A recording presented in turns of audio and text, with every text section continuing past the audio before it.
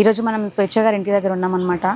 పెట్టామండి అన్నిట్లలో స్వేచ్ఛగా ఉండాలని చెప్పేసి ఆమె ఏది అనచి అంటే అణిగి మనిగి ఉండకూడదు, స్వేచ్ఛగా ఫ్రీగా ఆమె ఆ పేరు పెట్టినందుకు చాలా సంతోషిస్తుండే. 40 సంవత్సరాలు నా బిడ్డకి 40 సంవత్సరాలు తను మా దగ్గర పెరగలేదు. మేము పుట్టగానే మా కోడలు మా ఆడబిడ్డ దగ్గర 4 నెలల నుంచి తను అక్కడనే మేమిద్దరం ఉద్యమంలో ఉండేవాళ్ళము.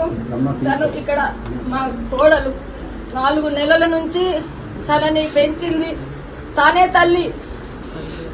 మేము ఆమెకు ఏమి చేయలేదండి. ఎప్పుడు నన్ను అట్లా ఎందుకు పెట్టారు మీరని మమ్మల్ని ఎప్పుడు ప్రశ్నించలేదండి. మమ్మల్ని ఎప్పుడు కూడా తిట్టలేదు. చిన్నప్పటి నుంచి పెద్ద పెద్ద పుస్తకాలు మాలపల్లి 7 తరాలు అమ్మ నవల 7వ తరగతిలోనే పెద్ద పెద్ద గ్రంథాలన్నీ ఇట్లా చదివేసి అది మేమే చదవలేము. ఎంత చదవాలంటే చిన్న పసిపిల్ల నుంచి కూడా బాలమిత్ర చందమామలు ఈ బస్ ఎక్కి నుంచి అక్కడ దిగేసరికి చదివేస్తుండే. చదువు చదువు చదువు చిన్న పిల్లప్పటి నుంచి కూడా కథలు రాస్తుండే. తను చాలా కథలు రాస్తుండే. తను రైటరు. తను పిహెచ్డి జర్నలిజంలో పిహెచ్డి చేసింది. తను రచయిత, తను స్పీకరు, తను వ్యాసాలు రాసింది.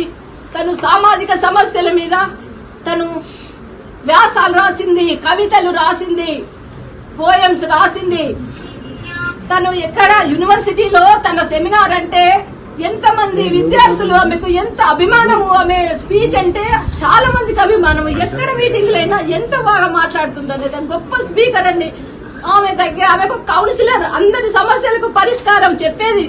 అందరూ ఏం సమస్య ఎట్లా చేయాలి అనేట చాలా డీప్ గా ప్రతి చిన్న సమస్యలను చదివింది, జీవితాలను చదివింది, కష్టాలను చదివింది.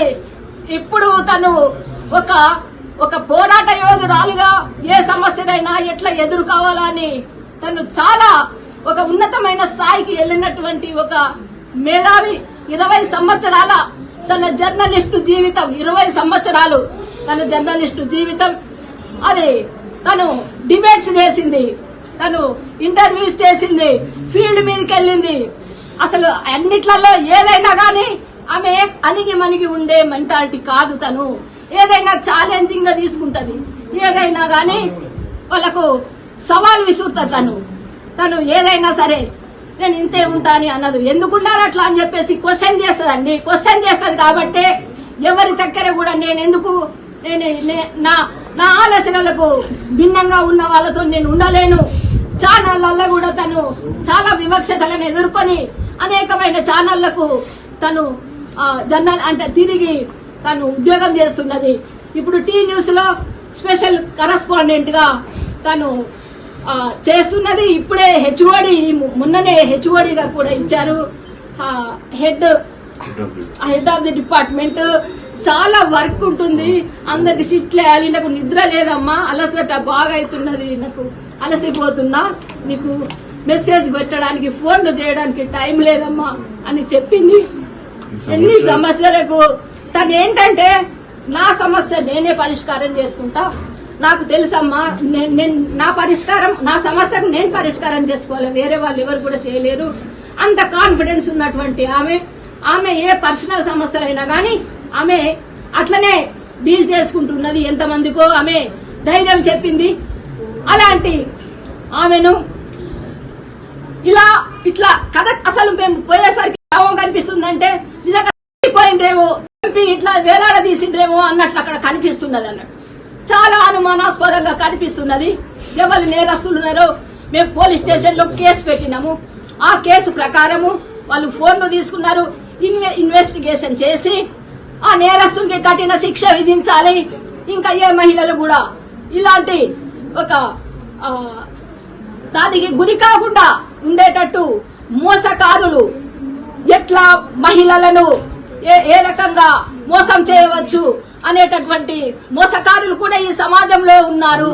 అలాంటి అంటే ఆమె ఎంత ధైర్యం ఉన్నామే, ఆమె ఎంత అంటే నిజంగానే ఆమెను ఇంకా ఏ డోర్ల నుంచి ఎన్ని రోజుల నుంచి ఏం ప్లాన్లు వేసుకుని ఏమి జరుగుతున్నాయో చాలా అనుమానాస్పదంగా అక్కడ కనిపించింది.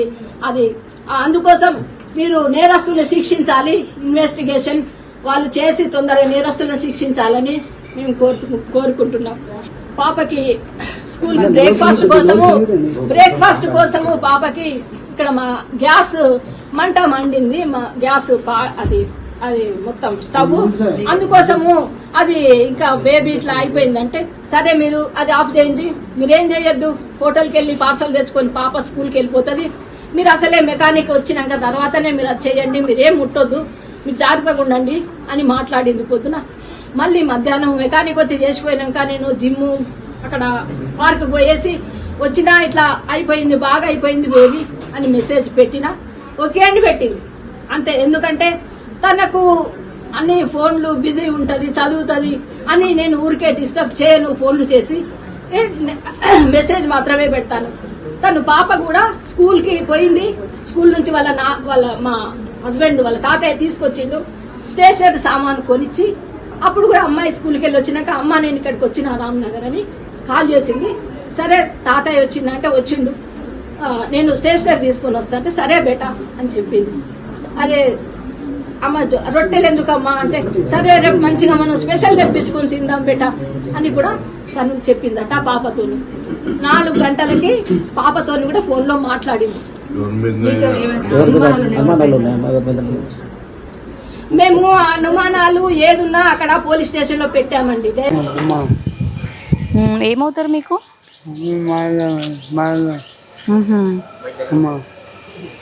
పాపం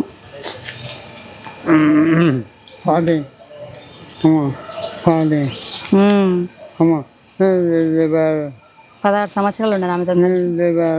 మీ 76 చిన్న అంటున్నారా?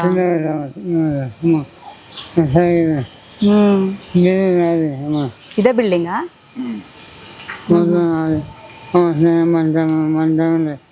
ఇంతకుముందు మనం పెద్ద ఆయనతో మాట్లాడడం జరిగింది. తన చేతి పైన 7-0 అంటే 70 సంవత్సరాలు అని చెప్పి తన హ్యాండ్ పైన రాసుకుని నాకు చూపించడం జరిగింది. ఏది కన్వే చేయాలనుకుంటున్నాడు అంటే 70 సంవత్సరాలు నేను ప్రాణాలతో ఉన్నా ఇంకా, కానీ చిన్న వయసులో నాకంటే చాలా చిన్న అమ్మాయి ఇలాంటి ఒక దుస్థితి వస్తుందని నేను అనుకోలేదు అంతని చెప్తున్నాడు. అక్కడ వాళ్ళ పేరెంట్స్ చూసుకుంటే చాలా బాధపడుతున్నారు. అసలు మీడియాతో కూడా మాట్లాడే సిచ్యువేషన్లో వాళ్ళు లేరు. కానీ ఇక్కడ ఒక మ్యాటర్ ఆల్రెడీ మీ అందరి వరకు కన్వే అయ్యి ఉంటుంది. ఒక చిన్న పాప ఉంది, వాళ్ళ మదర్ ఇలాంటి ఒక డిసిషన్ తీసుకోవడమే చాలా బాధాకరంగా అనిపిస్తుంది. చాలా స్ట్రాంగ్గా ఉంటుంది, ఎంతోమందికి సహాయపడింది అని కూడా మాట్లాడుతూ వచ్చారు. అంతమందికి సహాయం చేసి ఇప్పటికీ ఇన్నిగనమో న్యూస్లని కవర్ చేసిన తను అదే సిచ్యువేషన్ తన దగ్గరికి వచ్చేవరకు తను తీసుకోలేకపోయింది. ఏదేమైనప్పటికీ కూడా ఒక చిన్న పాప ఉంది అని తను ఒకసారి ఆలోచించుంటే బాగుండేదేమో అనిపించింది. ఇప్పుడు అటు చూస్తే చిన్న వయసులోనే తండ్రి ప్రేమకు దూరమై ఇప్పుడు తల్లి ప్రేమకు కూడా దూరమై ఆ అమ్మాయి ఒంటరిగా ఉంది లోపల, అసలు ఎవరితో మాట్లాడే సిచ్యువేషన్లో కూడా లేరు.